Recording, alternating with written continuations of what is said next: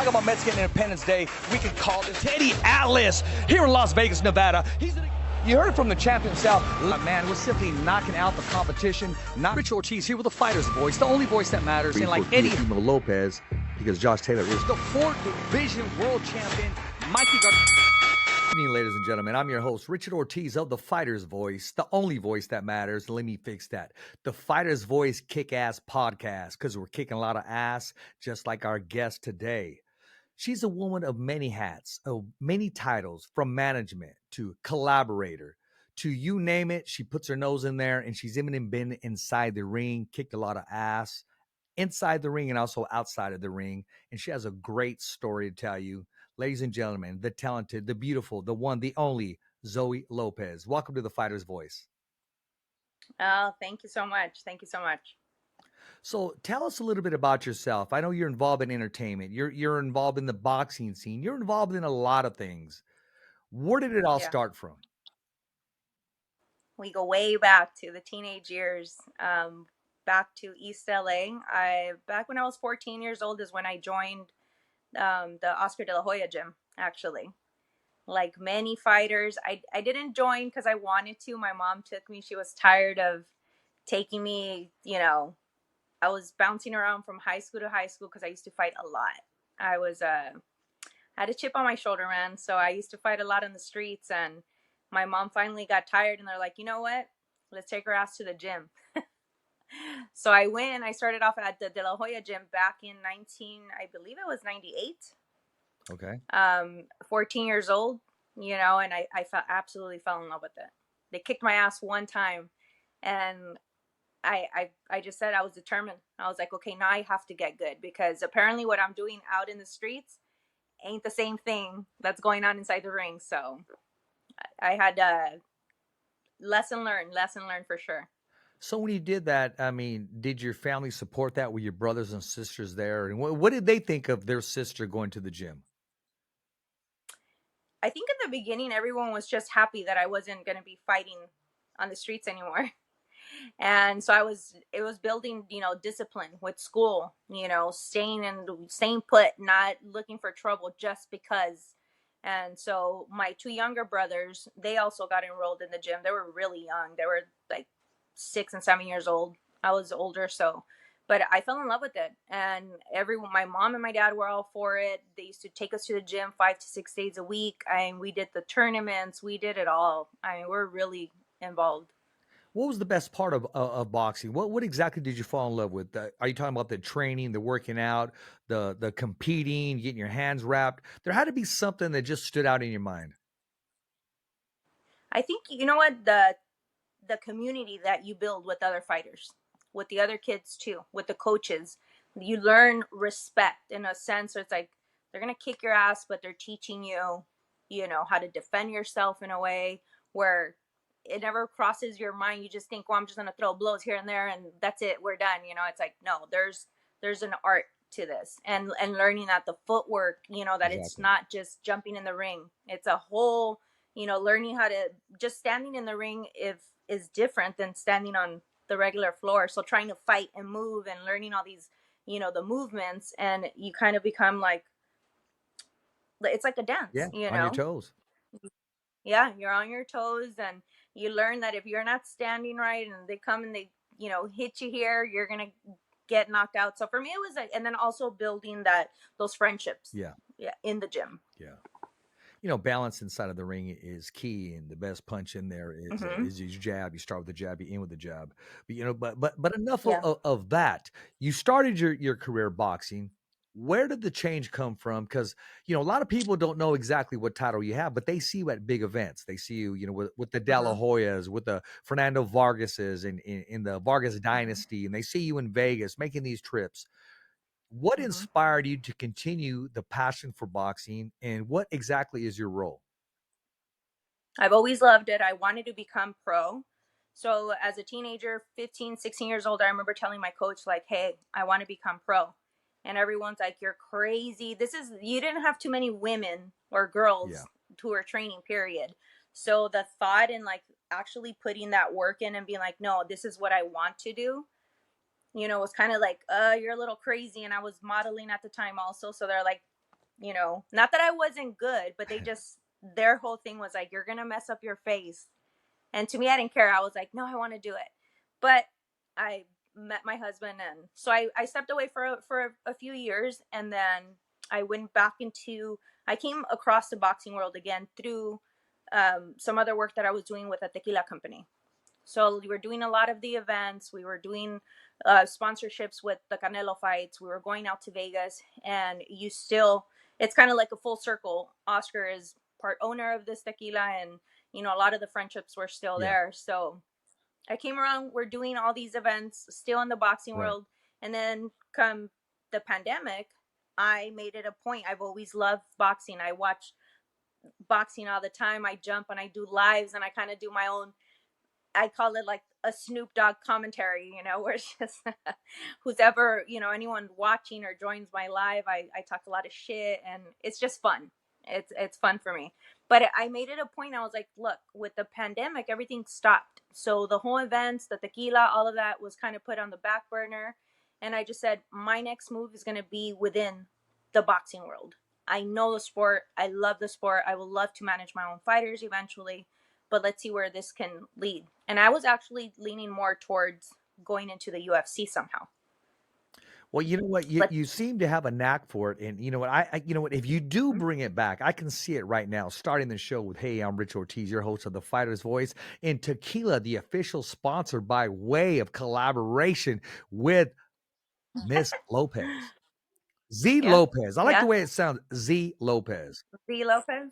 I like that. Yeah, hashtag. My name keeps getting shorter and shorter. It does. Yeah. It does. Yeah, but I've always thought like, okay, I'm gonna put my foot in here somehow. It's either in the like combat world. Okay. And during the pandemic, it was all MMA. You were and getting to hear. I wasn't a big fan prior, but getting to see the bouts and like having no audience and listening to. Can we cuss? That's why it's called the Kick-Ass Podcast. Of course you can. Okay, well, listening to every fucking chingadazo, and I was like, what is this? Like, this is raw, this is real, this is crazy. And then boxing started coming around, and I was like, look, I want to get back into it somehow. I love the sport. There's not a lot of girls. Now you see a lot of, you know, commentators, women are getting you know, they have a space now. Yeah. And I love that. And I just think, you know what? I love the sport. I love being around the fighters. I know what, you know, as far as management goes, I'm a people person. I love being around, you know, the events and doing all this stuff. So I knew I had put it in my head, like, I'm going to get back into it somehow. And the opportunity came about for me to work with Fernando Vargas and his kids. And that was really interesting. That was, if you've met them, you know, I love these guys, man, but they're a handful. They're full of energy. Fernando's he's I don't want to say he's the big bad wolf, but he's the wolf of the herd. And you know, Oh, yeah. I know he lets his boys be boys, but let me tell you, he's watching every single move they make. He's still protector. He's the first one to wake up and last one to go to sleep in that family. And he is what he is. What you see is what you get. And with the boys, they're very talented. I could just imagine what those conversations are like that you guys had. And they know how to run with it. They know how to promote themselves. Oh, yeah, they're great. They're great at it. And for me, you know, being a part of, because not anybody can just come, you know, like how you were saying, Fernando Vargas is the leader of the pack. Yes. You know, he's had his own career, and now he's, you know, he's building his children. They're all extremely talented, and they're pushing each other, and they all have this gift just naturally. They turn on a camera and they're Absolutely. on. It's just, they're natural. Absolutely. They're natural. Yeah. So being around them and learning, you know, seeing them in camp and seeing the discipline, you know, and everything that it takes. Everybody sees the glitz, you know, or the pictures or the video, and everything's easy, but there is so much work that goes behind every single fighter. And for me, being a part of, you know, whether it be taking care of sponsorships, taking care of their uniforms, taking care of, you know, making arrangements for travel, for, you know, fight week, that's the exciting part, because a lot of people don't see that. And I'm the one, you know, me along with, you know, a whole other team. Some people have, you know, heard of people working behind the scenes. Right. And I love that go. But then you reach, you know, fight week, and that's the highlight, you know, that's your, like, you know you're still working up until they get up in that ring and you know you get that win, but it's still when you love something or when you're passionate Right. about something the way I feel about boxing, you don't feel it, you know, you don't, it's not work necessarily. Exactly. You're just, yeah, it's just to me it's a blast being you know being able to do this. It's not a chore. You know, I'm at home and I'm commentating at home. So the few jobs that I had when I'm commentating there, I'm telling you what, man, it's just it's it's breathtaking for me. I've ring announced, I've interviewed people, but color commentating a fight to me is wow. You know, I say to myself sometimes, I'm Fun, getting right? paid for this. I do this all the time at Yeah. home, or I just you know, Hmm. you do what you love, you never work a day in your life. Enough said. Yep. Yep. Yeah.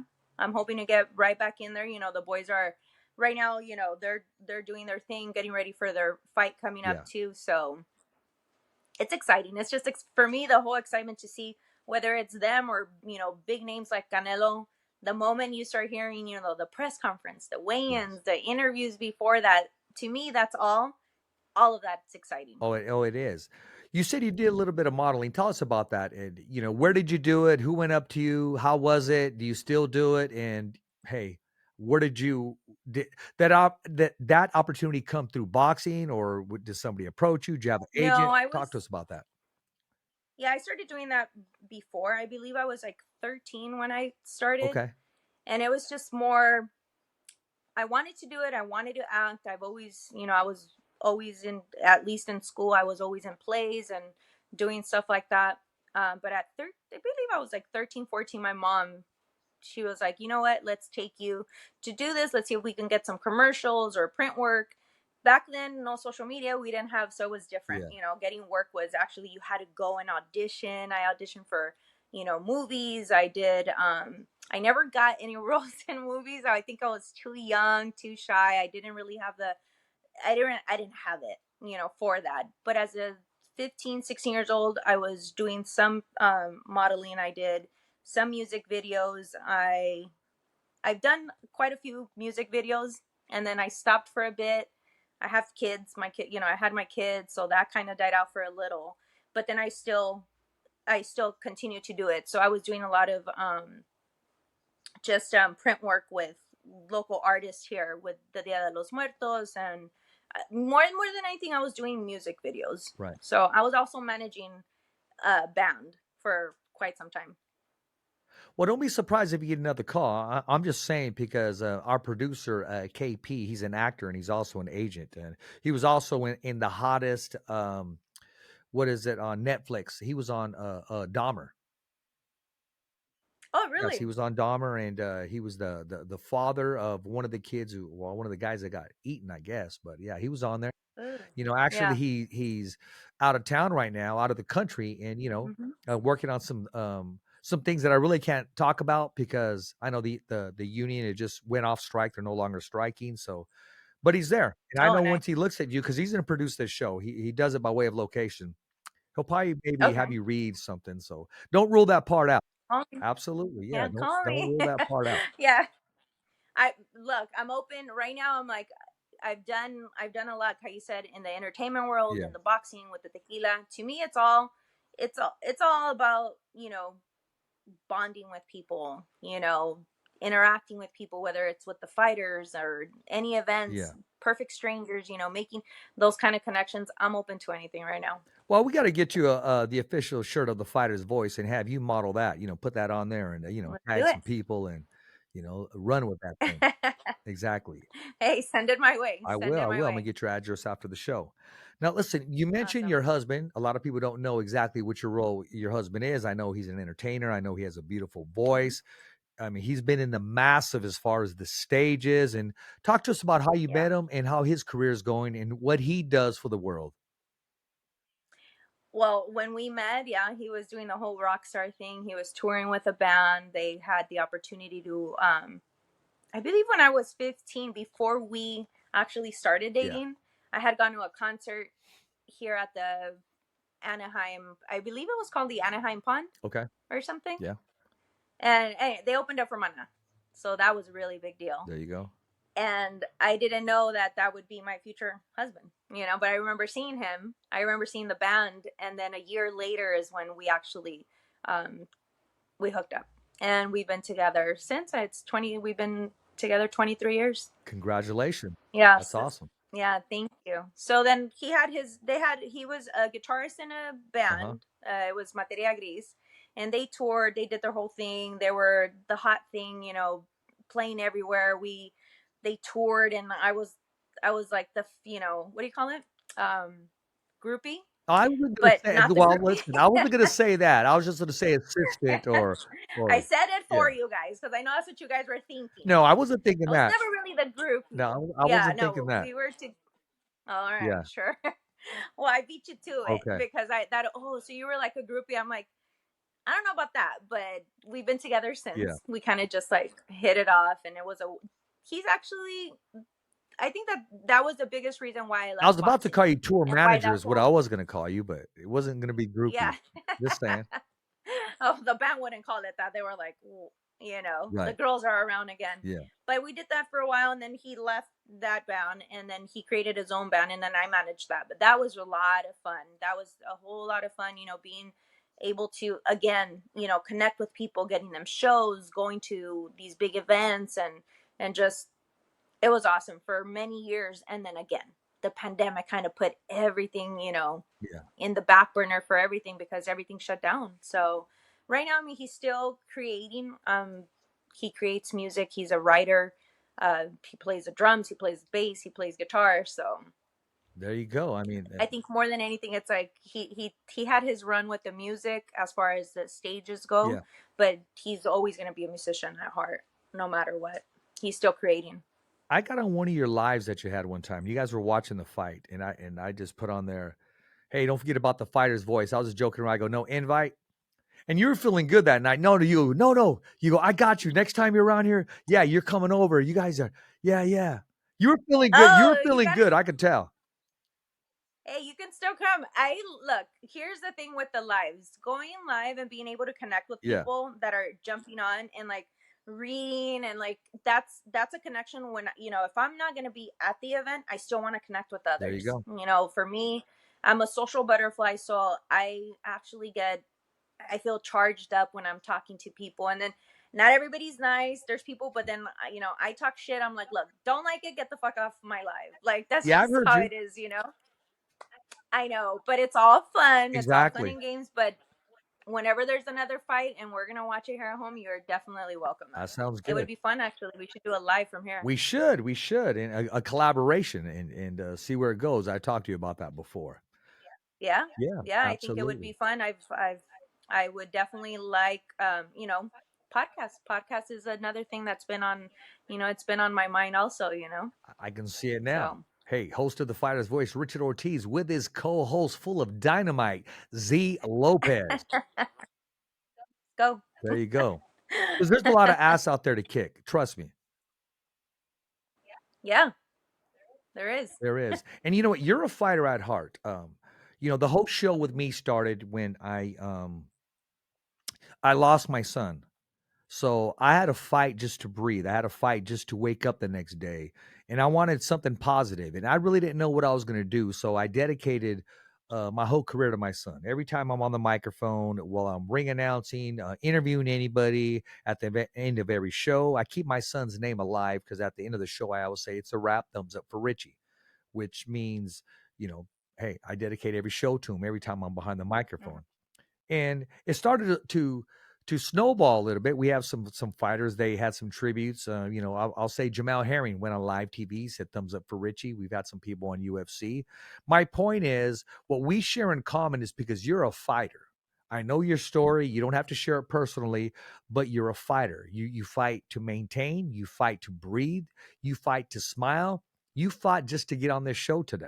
So we share that common ground. It's just you channeling that energy, turning a negative into a positive, and keeping hope alive and keeping that faith. Sister, I'm right there with you in that fight. Trust me when I say that. Thank you. Thank you so much. And I absolutely, like how you said, it took a long time to get to this live.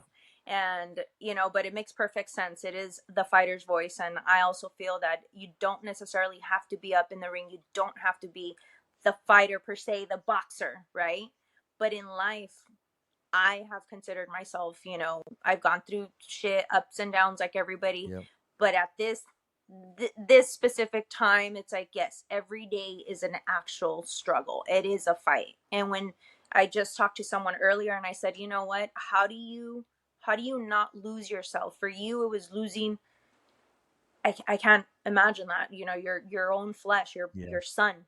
And in my situation, I'm, you know, we don't know where I'm fighting every single day. And I said it to myself very recently. I said, how do I not lose myself completely? Yes. And to be 1,000%, you know, honest to myself, and just to the person I was speaking to earlier, I said, I have to stay true to the real parts of me, what I love, my passions, you know, and actually still nourish those parts of me, you know, and not let that go, because I'm not the same person I was 9 months ago. Yeah. And I'm not the same person, you know, my life has definitely changed, and it hasn't stopped, and I don't know where it's going to lead, but I have to stay true and be my authentic self and keep that fighting spirit alive, because I'm not a fucking quitter, No. you know? No. I'm not a quitter. I'm not a quitter. And I love that, you know, we share something like this. And again, the bonds that you create with people when you finally open up about, you know, your own struggles without being specific on anything, it's just that you can relate. Yeah. Absolutely. Today I didn't want to get up, Absolutely. you know, I didn't want to go to work. I didn't want to talk to this person. But I did it. And you know what? And afterwards, I'm going to be okay. And that's kind of where I said today, you know what? I have to stay true to what I love and what I want to do. And how do you turn your pain into power? And that keeps resonating and it keeps going in my head. Turn your pain into power. And every day that I go, now I just started going to the gym, and I think about the boys. It's weird, I know, but it's like I think about the fighters and I'm like, they're in fight week. They're starving right now. They're really hungry. They want to eat a hamburger, but they're not, you know, Yes. so it's the That discipline. discipline. So it's like holding on to the connections I've made, learning from them, the people that I'm around. Exactly. I had, you know, in the last few months working next to, you know, the Vargases and their management with Igas Klimas and Jose, you know, they have a lot of fighters, world champs. And you're like, you see that and it's an inspiration, because it's like, how do I get there? And it takes years. The sport is not a forgiving sport, and it's not easy, and it's not for everyone. It's not forgiving. It's But not friendly. It's a pain in the ass. It's no, grotesque. It's backstabbing. It's dark, but I absolutely love it. I do too. I do too, man. And that's why it's a perfect thing. Like I said, you don't have to be the boxer per se, but if you're in the sport in any, you know, shape or form, you know, you're still contributing to the sport, and you're taking back also. I'm constantly learning from it, from the fighters and everybody who I come across. And you come across some shit that you're just like, damn, this is not cool, you know. No, But it's not. don't align yourself No, with that. You keep doing you. And I'm like, absolutely. if I keep staying true to myself, I'll eventually hit the path where I know, where I envision myself back when I was sitting, you know, pandemic, and just being bored and just being like, what the hell? Like, what are we gonna do? Well, I'm okay. gonna do something here. We talked about the pandemic. There's life after the pandemic. You watch Yeah. my words. Trust me when I say this. And I'm going to say life after you did the fighter's voice. Trust me, because your whole life's about to change. And I'm going to say one thing. I hope. I believe this show is actually blessed. Yeah, I know it is. Everybody that's come on there, well, they were an actor that couldn't get roles. They showed me a picture. Richard, I met Robert De Niro. Now they're acting with Robert De Niro. They were a contender. Wow. Now they're world champion. We had Andy Ruiz, and we call things as if they're not, as if they are, like the Bible says. And we said, you're going to be heavyweight champion of the world. He got the call. 2 weeks later, he became heavyweight champion of the world. My co-host always wanted to Wow. be a police officer. He's no longer my co-host. He's a police officer. The list goes on. People who come on the show, LeVar Johnson came on the other day. He just won the world championship of the world bare knuckle. This show is blessed. Trust me when I tell you. My producer was here. Now he's acting worldwide. He's part of the fighter's That's voice. amazing. There's an angel watching over us. This show is blessed. It truly is. And you're going to see what happens to you shortly. Just trust me on that. I got to I'm have you gonna back. Better sooner than later. and I'm going to put you down Let's for do at it. least 2 weeks, maybe 3 weeks. I want to bring you on back on the show, and then I want to bring you on as a guest co-host while we have a guest, and we're going to nail this thing. Let's do it. Okay. Hey, I'm on. Okay, let's do it.